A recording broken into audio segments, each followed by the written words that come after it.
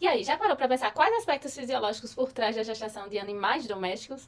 Sim, bora aprender. Sou Yara Nóbrega, sou médica veterinária, mestre em reprodução animal, professora universitária e eu tô aqui descomplicando a reprodução animal para você com mais um vídeo. Então, sim, bora falar um pouquinho.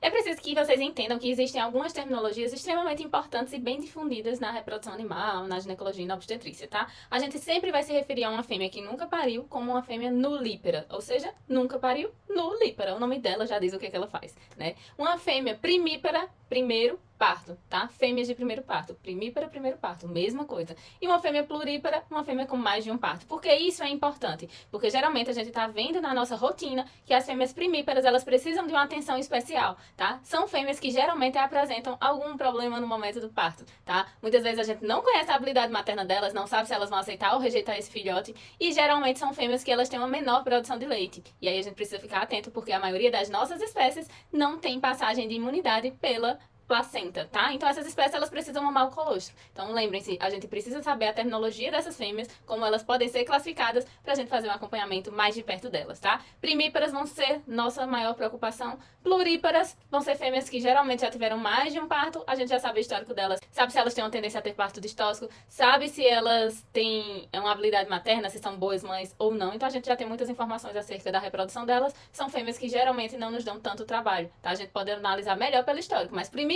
não sabemos nada sobre. Então a gente precisa acompanhar direitinho, mais de perto. E de preferência fazer um parto assistido acerca dessas fêmeas. E aí, quais as outras terminologias que a gente tem? Vamos lá. Então, a gente pode ter nulípara, nunca pariu, primípara, primeiro parto, plurípara, mais de um parto. Mas a gente ainda tem unípara, né? Aquela fêmea que ela produz um concepto por gestação, ou seja, ela vai ter um filhote por gestação, tá? Se a gente fala do ovino, né? Se a gente fala do pequeno ruminante, a gente vai pensar que isso vai ser mais raro hoje em dia. Por quê? Muito melhoramento genético. Quanto mais melhoramento genético, mais a gente tá vendo gêmeos e trigêmeos nessas espécies, tá? E aí, é uma característica importante porque a literatura até quis mudar um pouquinho o termo delas e hoje em dia eles meio que consideram bíparos, porque eles realmente não têm tanta tendência mais a ter um único filhote por gestação. Mas se a gente fala do equino, o ideal é que ele tenha um único filhote por gestação, né? É um animal que não tem capacidade de ter mais de 2 filhotes na barriga daquela mãe, ela não tem porte para isso, né? E aí muitas vezes ocorre uma disputa pela placenta, tá? E aí é uma fêmea que ela vai ter uma gestação gemelar, onde muitas vezes vai culminar no aborto. Por quê? Porque eles começam a disputar essa placenta, um deles se desenvolve mais do que o outro, e aí um morre na barriga da mãe e ela acaba abortando os dois. E aí tem alguns partos que realmente chegam a termo,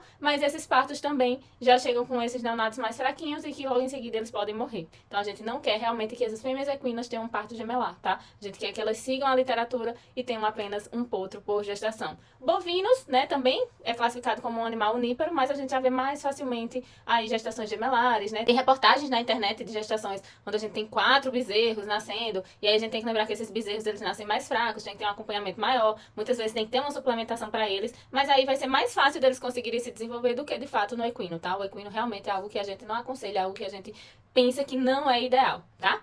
E aí a gente vai ter a multípara, né, que é aquela que produz 2 ou mais conceptos por gestação. A gente vai pensar na cadela, a gente vai pensar na gata, a gente vai pensar na porca, que tem 1 milhão de filhotes, né, uma característica importante das porcas. Os leitões, eles nascem dominantes, então a partir do momento que eles nascem, os primeiros que vão nascer, eles vão escolher os melhores tetos, e os últimos, eles vão acabar se ferrando, né, porque eles vão ficar com os últimos tetos, aqueles tetos na região mais torácica, que não tem tanta produção de leite, mas é o que resta pra eles. Então o que o pessoal tem feito hoje em dia? Tem direcionado, esse filhote nasceu, eu já vou direcionando para o teto que eu quero que ele fique, porque eles vão mamar ali só naquele teto, tá?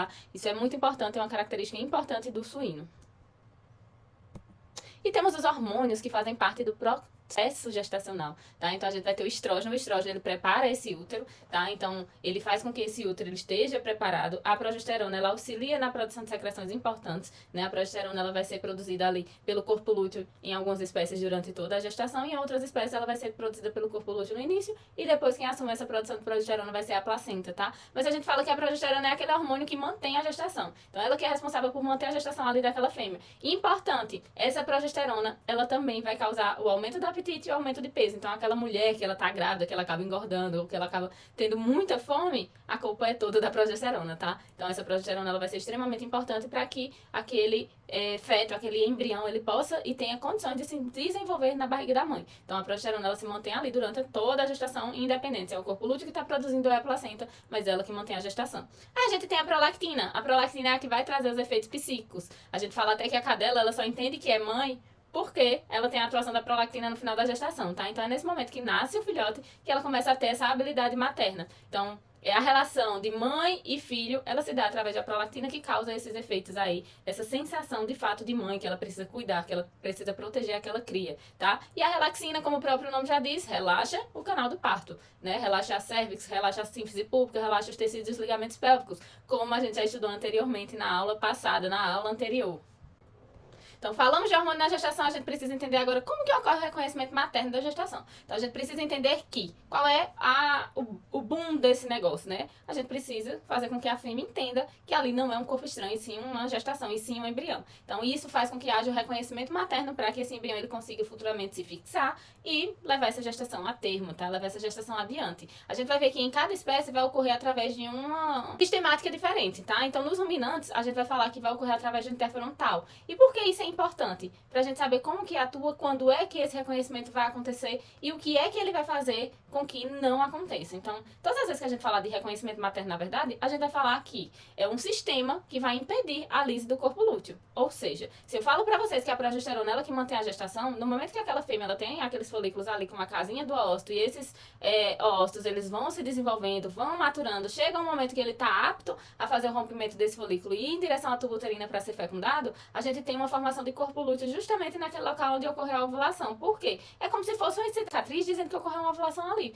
E aí esse corpo lúteo que faz a produção de progesterona, em algumas espécies inicial, em outras ele mantém a produção de progesterona até o final da gestação. Então ele precisa estar ali presente para que a gente tenha uma gestação viável, uma gestação mantida, ele que mantém a gestação porque ele libera progesterona, tá? Então a progesterona é a grande campeã de importância aí quando a gente fala de gestação. Se a gente quer que esse corpo lúteo ele fique ativo, existem vários mecanismos de acordo com a espécie que vão fazer com que isso aconteça. No caso dos ruminantes, eu falei pra vocês que é o interferontal. Então, o que é que ele vai fazer? Ele vai ser liberado pelos trofodermas, tá? É importante que vocês entendam que o embrião do ruminante, ele é um pouquinho diferente do embrião equino. O embrião equino, ele é bem redondinho e ele demora muito a perder essa cápsula que o mantém redondo. O do ruminante, ele não possui essa cápsula, então ele se alonga de uma forma mais fácil, tá? Ele já é um pouco mais alongado e à medida que ele vai se alongando, ele vai liberando mais interferontal. E esse interferontal, ele é capaz de agir nos receptores de ocitocina, impedindo que a prostaglandina seja liberada. A prostaglandina não sendo liberada, ela não é capaz de lisar o corpo lúteo. Então a gente tá falando aqui da prostaglandina F2-alfa, que fazia a lise do corpo lúteo e fazia com que essa fêmea ela retornasse ao cio. Se essa prostaglandina ela não está conseguindo atuar, a gente vai ter a manutenção da gestação e a gente vai ter de fato o reconhecimento materno, tá?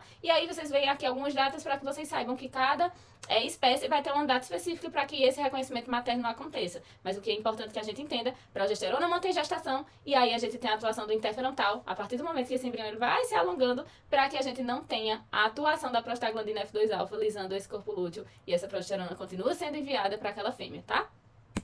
Quando a gente pensa em éguas, né, tudo em égua é mais difícil, mais complicado. A gente pensa que o mecanismo ainda não foi totalmente elucidado, mas a gente consegue observar aqui que o embrião ele é um aspecto mais redondinho. Por quê? Porque ele possui uma cápsula que o protege, que o mantém mais redondinho realmente, tá? Então a gente tem algumas teorias ao respeito. Uma delas é a secreção de proteínas, né, que é a uteroferrina, conhecida como uteroferrina, que ela faz com que o útero acabe aceitando esse embrião ali, tá? Então ela auxilia nesse processo de aceitação do embrião. A gente também tem a liberação de prostaglandina E, e aí é diferente da prostaglandina F2-alfa, tá? Essa liberação de prostaglandina E, ela se dá justamente através do embrião e ela faz com que o embrião migre várias vezes lá no útero da fêmea, tá? Ela promove pequenas contraçõezinhas que faz com que esse embrião fique passeando no útero da fêmea. E aí tem teorias que falam que por conta dessa migração dele, né, dele ficar sambando lá no útero da fêmea de 10 a 13 vezes ao dia, de fato chega um momento que a fêmea diz, não, rapaz, aí não tem condição, vou ter que reconhecer você porque você tá passeando aqui de um lado pro outro e é impossível eu não ter notado sua presença. E aí a gente tem reconhecimento materno dessa fêmea equina, tá? Então a gente pode associar a presença da uteroferrina, que ela faz com que haja uma aceitação maior a esse embrião, não entendendo como um corpo estranho. A gente tem a liberação da prostaglandina E, né, pelo próprio embrião, que faz com que ele fique passeando lá. E aí chega um momento que ele diz, não, não dá mais, eu vou ter que reconhecer você porque você já deu as caras muitas vezes, várias vezes ao dia por aqui. E aí, isso vai acontecer em torno de 12 a 13 dias, tá? Aqui tem alguns vídeos, ó, a gente tá vendo esse embrião aqui. No momento que a gente tá fazendo a passagem da proba, a gente vê que ele dá uma alongada, mas ele volta ao seu formato circular justamente por conta dessa cápsula que o reveste. Aqui a gente já tem um embrião maior, em torno de 17 dias, tá bem maior.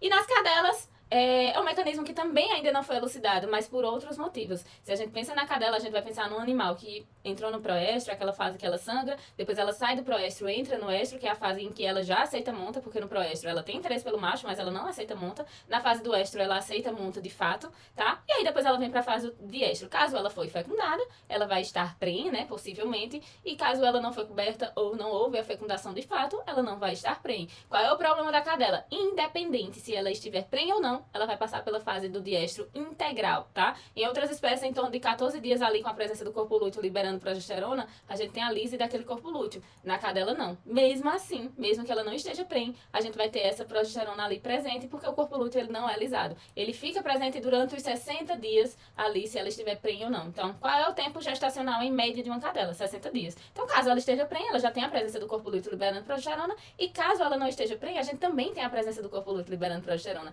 É aí que a gente tem o problema da pseudociese. Por quê? Porque no momento do parto, essa progesterona ela precisa cair, né, para esse parto acontecer, e a gente tem um aumento da prolactina, para que essa fêmea ela tenha uma habilidade materna e ela também tenha produção de leite, tá? Então, isso vai acontecer tanto nas cadelas que estão prenhes como nas cadelas que não estão prenhes. É meio que repete esse processo fisiológico, e algumas delas vão apresentar sintomatologia clínica, que é o que a gente conhece como pseudociese, gestação psicológica, tá? Então, vão fazer ninho, vão adotar ursinho, vão lamber os tetos, e aí elas acabam estimulando mais e mais a produção de leite ali naquele teto. Então, é importante que a gente diferencie, essa cadela tá prenhe, ela tem risco de estar prenhe ou é uma pseudociese, tá? Mas o que eu quero que vocês saibam no momento é que o reconhecimento materno da gestação, ninguém faz ideia de como aconteça, porque os hormônios eles permanecem ali inalterados se essa fêmea tá prenhe ou não. E aí a gente até brinca que a cadela só entende que pariu no momento que ela tem contato com os filhotes, realmente no momento do parto, tá? Até então ela não tinha nem noção de que ela tava prenhe, porque não houve alteração hormonal do que comumente acontece em outros ciclos, tá?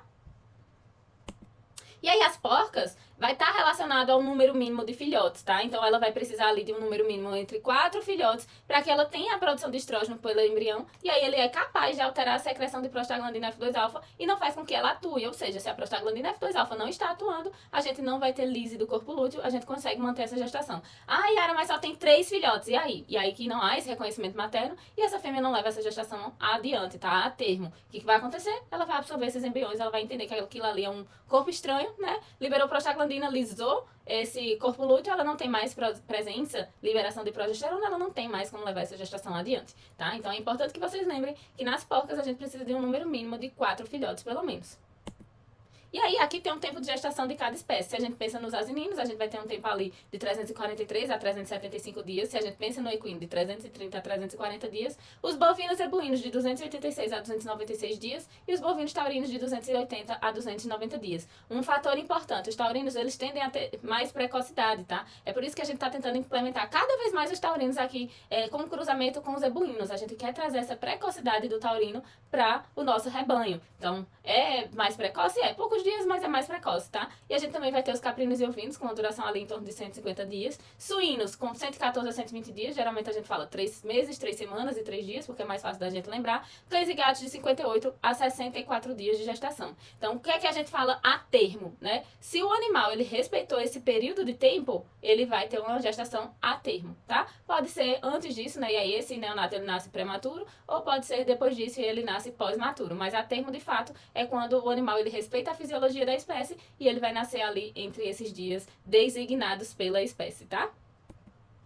E aí, quando a gente tem uma gestação de uma vaca, a gente precisa entender... já falamos sobre reconhecimento materno, a gente precisa entender outras coisas importantes que acontecem. A gente vai ter o corpo lúteo sendo a principal fonte de progesterona, já falamos sobre isso, né? Falamos da importância dessa prostaglandina não ser capaz de lisar esse corpo lúteo, porque a gente tem a diminuição da progesterona ali e essa fêmea ela vai acabar abortando. A gente tem a placenta contribuindo com a produção de progesterona ali no terço final da gestação, então chega uma hora que a placenta assume essa função e a gente tem um aumento da concentração de estrógeno no final da gestação, tá? Então, muito próximo ao final da gestação, a gente aumenta o estrógeno, porque a gente tem a conversão de progesterona em estrógeno através de uma enzima chamada 17-alfa-hidroxilase. Depois disso, a gente também vai ter o aumento da prolactina. Essa prolactina aumenta ali cerca de 20 horas antes do parto e depois ela declina abruptamente 30 horas após o parto. E essa prolactina, ela aumenta, né, no próximo ali ao parto e depois ela baixa. Como é que o neonato vai mamar se ela baixou? Então, na verdade, essa prolactina ela vai aumentar para aquela fêmea ter a habilidade materna, entender que foi mãe, né, aceitar esse filhote bem. E depois ela vai baixar porque ela vai começar a aumentar de acordo com a demanda do neonato, de acordo com as mamadas do neonato. Então, a gente precisa entender que quem estimula a liberação de prolactina é também o reflexo de sucção, tá? Então aumentou e cai, porque depois ela vai sendo estimulada realmente pelo próprio bezerro ali mamando naquela fêmea, tá? Na ovelha, a gente vai ter um aumento gradual de progesterona até os 60 dias de gestação. E aí a placenta ela também vai fazer esse processo de contribuição com a produção de progesterona, tá? É importante que a gente saiba que a ovelha é de fato um animal classificado como um níparo. Claro que hoje em dia estão querendo classificar como bíparos, mas ela nasceu para parir apenas um filhote, tá? A fisiologia natural dela é para parir apenas um filhote. E o que é que eles viram? Que a partir do momento que a gente tem uma gestação múltipla, ou gêmeos, ou trigêmeos, a gente tem um aumento da progesterona. Então, se tem um filhote, essa progesterona é mais baixa. Se tem 2 filhotes, ela vai ser mais alta. E se tem 3 filhotes, ela vai ser mais alta ainda, tá? Então, a concentração de progesterona, ela está associada à quantidade de filhotes que aquela fêmea tem. Lembrando, a gente tá falando isso da ovelha. Não quer dizer que no suíno, por exemplo, que a gente falou ali, precisa de um número de 4 filhotes para ter o reconhecimento materno, a gente vai ter uma progesterona seguindo o número de filhotes, tá? Não, reconhecimento materno é uma coisa. Aqui a gente tá falando da gestação de forma geral. Então, na porca, a gente não tem aí a necessidade de ter a concentração de progesterona aumentando de acordo com o número de filhotes. Se eu tenho 10 filhotes, 12 filhotes, 15 filhotes ou 4 filhotes, a concentração de progesterona ela vai ser a mesma, tá? Não vai variar. E aqui na porca, os corpos lúteos eles vão ser necessários para a manutenção da gestação. Então, eles vão estar atuando, liberando progesterona durante toda a gestação, tá? Só eles fazem essa produção de progesterona e essa liberação. E aí, 2 a 3 semanas antes do parto, ocorre o aumento da produção de estrógeno para que aquela fêmea ela possa parir, tá?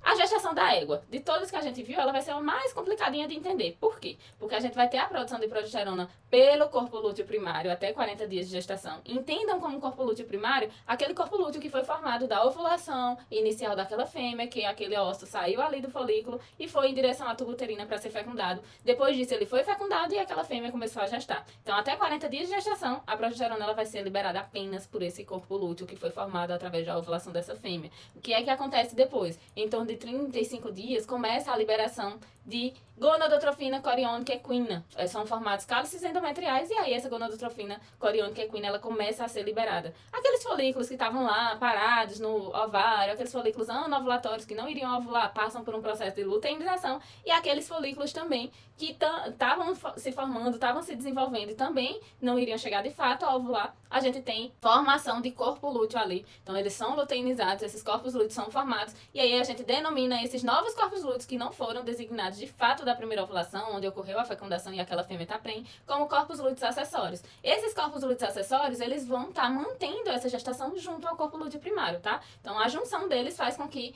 essa gestação ela siga até os 120 dias de gestação, tá? Então ele vai manter a progesterona, a produção de progesterona até 120 dias de gestação. E depois, quem é que mantém? Aí quem vai manter, de fato, é a placenta. E isso é extremamente importante quando a gente fala de fisiologia. A gente entende a fisiologia para que a gente possa manipular essas fêmeas hormonalmente. Se eu sei que o corpo lúteo ele tá mantendo essa gestação até 120 dias, se eu faço uma transferência de embrião, coloco esses embriões que eu retirei de uma égua numa receptora e essa receptora ela não tem corpo lúteo, né? Eu fiz uma simulação de cio nela, depois eu fiz uma simulação de ovulação e mantive na progesterona. Então, para que eu possa manter essa fêmea prenhe, eu vou aplicar progesterona exógena, tá? E aí a gente pode aplicar essa progesterona aí com 7 dias ou até mais, com 14 dias, a cada 14 dias, utilizando o dobro da dose, tá? Então, eu vou fazendo essa aplicação até 120 dias de gestação e depois eu largo mão disso. Por quê? Porque enquanto ela tá dependendo de ter corpo lúteo ali para manter a gestação e ela não tem, né? Eu super simulei, porque ela era uma égua que tava em anestro, ela tava parada, eu vou tá me preocupando em fazer a aplicação de progesterona, porque o corpo lúteo que manteria essa gestação. Mas depois, se eu sei que ela vai ter a ação da placenta mantendo essa gestação, o problema já não é mais meu. E aí, mesmo que ela tenha sido uma fêmea manipulada hormonalmente para colocar embrião, ela vai ter a placenta liberando progesterona também. E aí, a responsabilidade daí em diante é dela, tá? A cadela, como eu falei pra vocês, ela tem um corpo lúteo ali presente, né? Mantendo a liberação de progesterona durante os 60 dias, se ela tá prenhe ou não, isso vai acontecer. A única diferença é que a cadela que não está prenhe, essa progesterona ela vai cair pouquinho antes do que a fêmea que de fato tá prenhe, tá? Mas ela começa a cair mais rápido, porém, ela meio que cai junto, né? Ela começa a decair, mas ela vai decaindo mais lentamente. Então, independente se ela está prenhe ou não, a gente tem a progesterona ali durante todo esse período. Mais uma vez, é por isso que a gente fala que a cadela, ela só entende que estava grávida quando ela pariu, porque a alteração hormonal não existe se ela estiver prenhe ou não. E a gestação da gata, lembrando, a gata tem uma característica importante. A ovulação ela ocorre através da cobertura do macho. Por quê? Porque o macho tem lá no pênis espículas que fazem com que haja a ovulação, tá? Então, no momento da cobertura, essa cobertura é estimulada pelas espículas do macho, tá? E isso é perfeito, né? Porque na égua, em outras espécies, a gente tem que saber o momento certo de inseminar para estar mais perto da ovulação, né? Às vezes a gente até usa indutores de ovulação, por exemplo, na égua a gente faz muito isso. E na gata não, a ovulação ela vai ser induzida pelo macho realmente, né? Até quando a gente tá falando de inseminação, já existem algumas técnicas de passar aquela escova ginecológica, né? Que ela possui umas sardinhas na vagina daquela fêmea para estimular esse processo de ovulação. E aí, quanto maior a reação pós-coital dessa fêmea, no momento que ela foi coberta, maior o grau de ovulação, melhor vai ser a ovulação dela, tá? Então, a ovulação ela vai ocorrer de 23 a 30 horas após a cobertura, né? E aí, quando a gente tem uma gata que ela tem uma ovulação seguida da cobertura, a gente tem aí uma probabilidade maior dessa fêmea emprenhar, né? Por isso que a gente fala que gato emprenha tão facilmente. Ah, pariu agora, ela já tá prenhendo de novo, porque é o gato que acaba estimulando essa prenhez, né? Então, no momento que ela é fecundada, no momento que ela é coberta, a gente tem aí a ovulação de fato, e aí a gente tem uma probabilidade maior dessa fêmea estar prenha do que comparado com as outras espécies, tá? Então, a progesterona, ela também vai aumentar, né? E aí, ela vai atingir um pico ali entre a primeira e a quarta semana de gestação, e depois, no momento do parto, essa progesterona vai cair, assim como todas as espécies, porque vai haver a conversão em estrógeno, e ela, de fato, vai conseguir parir. Depois de a gente finalmente estudar os pontos mais importantes dos aspectos fisiológicos da gestação nas espécies domésticas, eu encerro por aqui. Obrigada e até a próxima aula.